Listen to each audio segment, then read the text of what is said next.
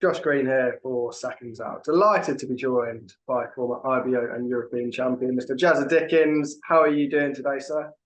All good, Josh. Thanks for having me on, boss. Absolute pleasure, mate. Absolute pleasure. Exciting times in the featherweight division and exciting times for yourself as well.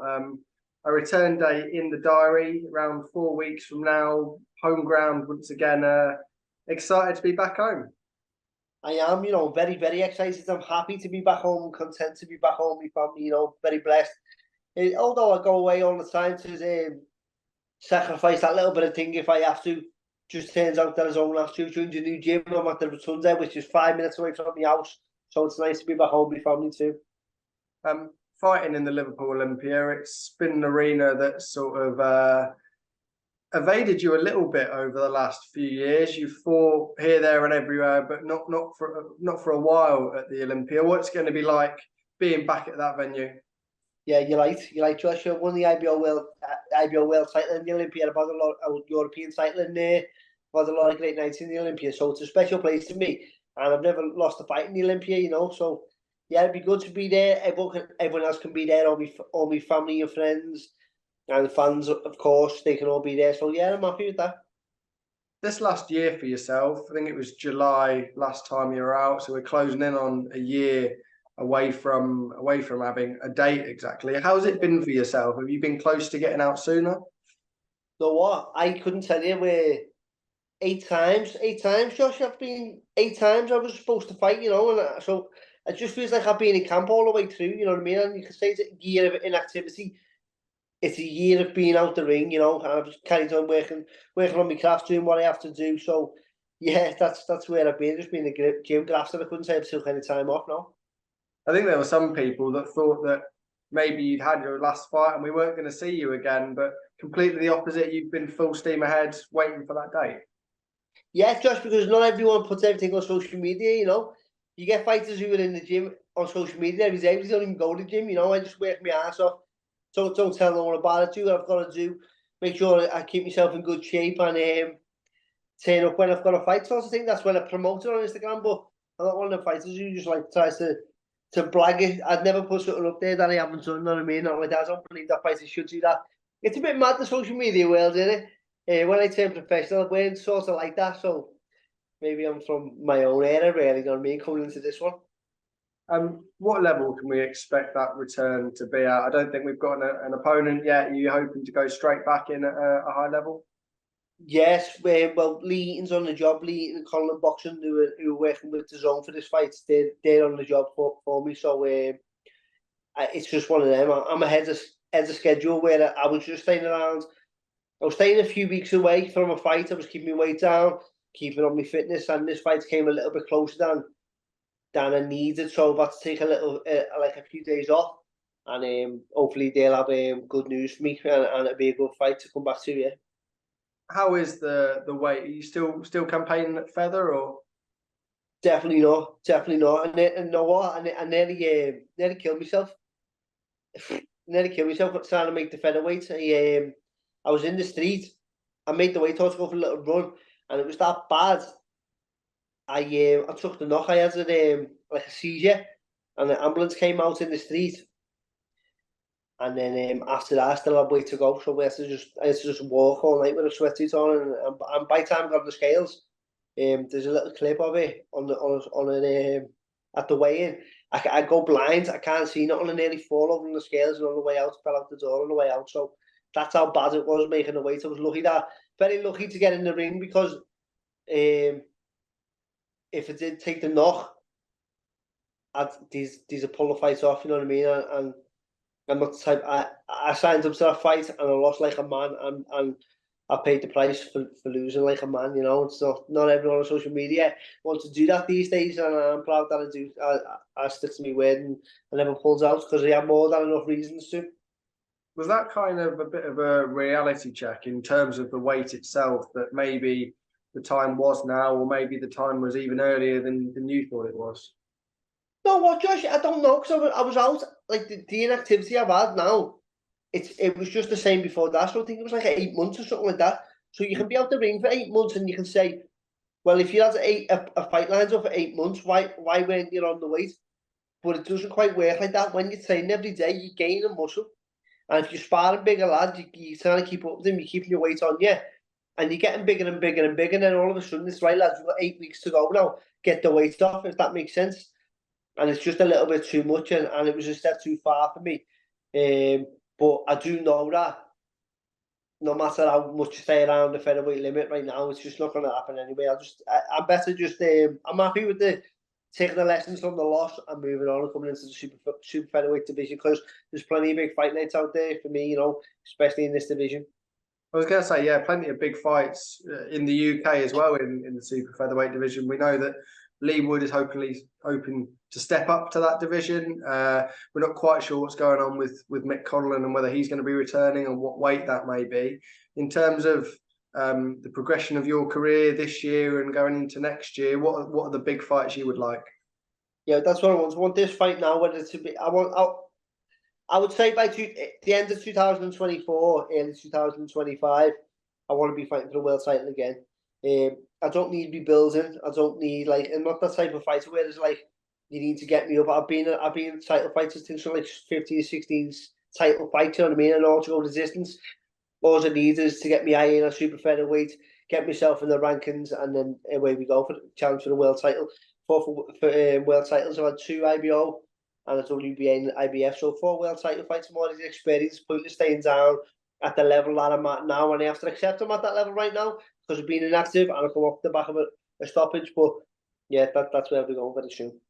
How quickly do you think you can rebuild? Do you think it's just a case of getting yourself back into that stride, on 1 or 2 fights, and then those big fights against the names I mentioned might follow? Yeah, because it was take this fight or it was take a big fight. I won't say the guy's name because the fight didn't materialise, but it was a big fight. And it was either take that fight or this fight. And me joining the new gym with 6 weeks to go, my team and my manager both asked me, let's just take a comeback fight and get to know each other rather than taking the risk of going right back into a massive fight. So it's either or, really. So I'll take this fight just as a step towards that fight where I left off, getting back in the top 10 rankings. That'll be the next fight. Hopefully that'll be within the next 2 months. I don't want to be taking any time out. I want to get momentum and get right back up there for the world title. I mentioned Leigh Wood's name earlier. You're obviously one of very few men that's got a win over Leigh Wood, and we've seen what he's done over the last few years, rising up the ranks and getting to that world title level. We know what happened at the previous weight. Would you like a crack at him at super feather? He won't fight me. It's pointless even going there. I beat him as an amateur, beat him as a professional. He actually, his team asked me to fight him not long ago, and he pulled out of that fight and said nothing to nobody, just like Josh Warrington did. He won't fight me, so it's pointless even calling him out. If he wants to fight me, he knows where I am. Fair enough. Fight coming up this weekend over in Saudi Arabia, in Nick Ball, obviously fellow Scouser, against Ray Ford. He was unlucky, to say the least, in his previous world title challenge. How do you think he gets on against Ray Ford, and what are the keys to victory for him? I've not seen much of Ray Ford, but I do know he beat a fella, Kilometov is his name, what was it?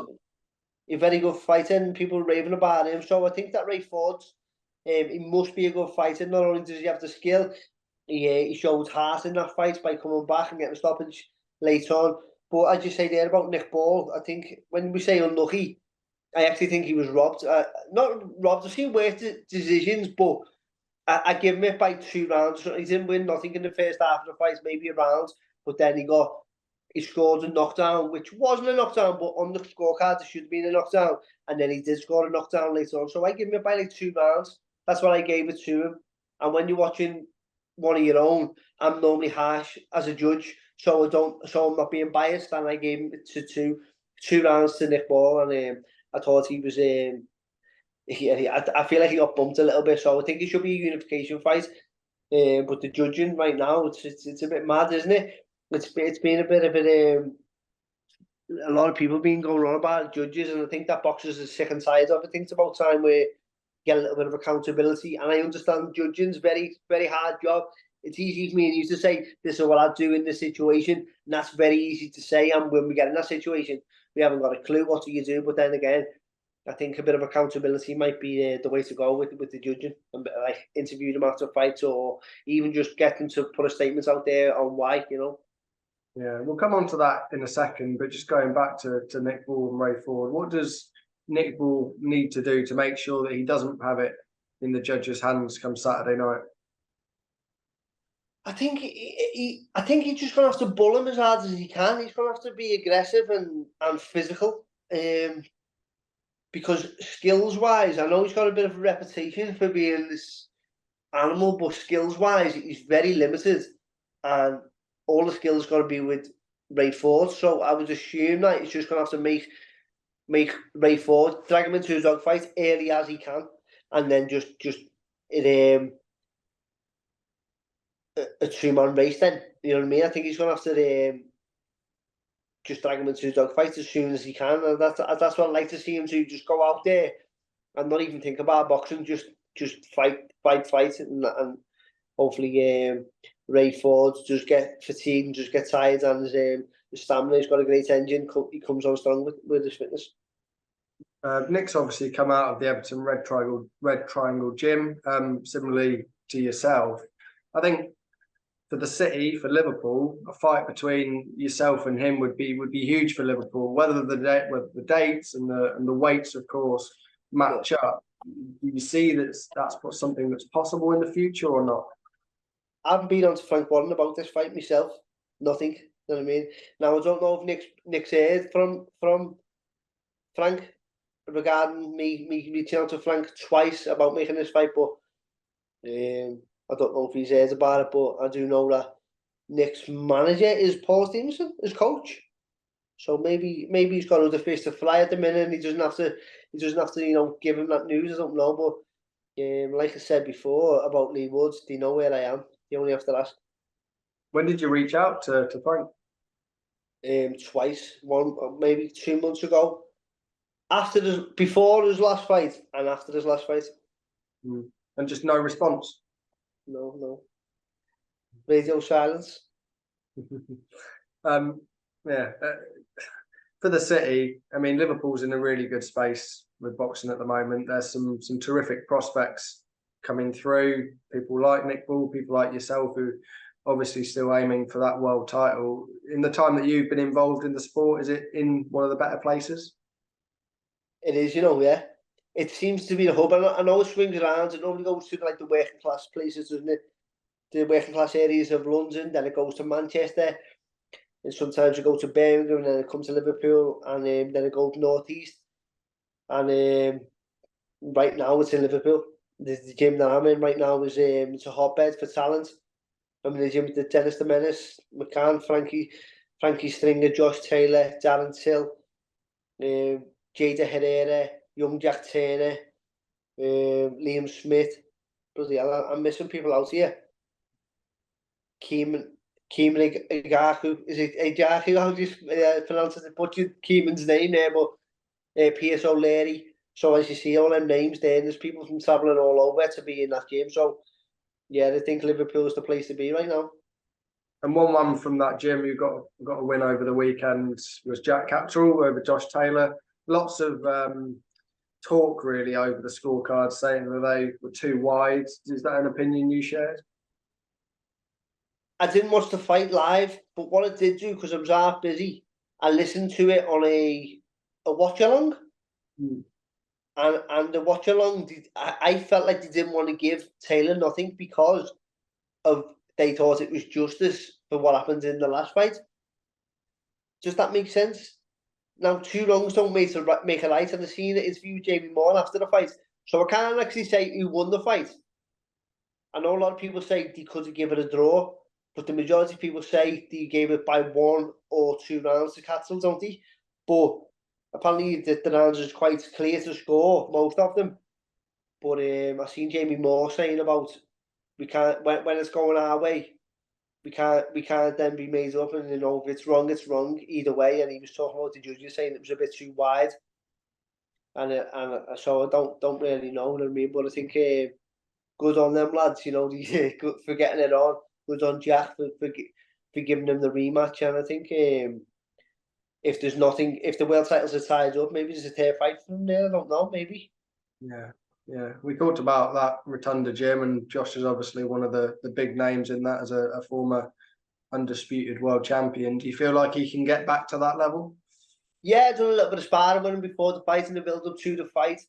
He's looking good in the gym, and yeah, definitely. Yeah, and apparently, he put on a great performance, training out of the sons with Joe and Declan and Jay Carney. So I think that he's found his form again, and he's happy in his training, and he's committing himself 100%. So I think that I think getting back in there sooner rather than later might do him good.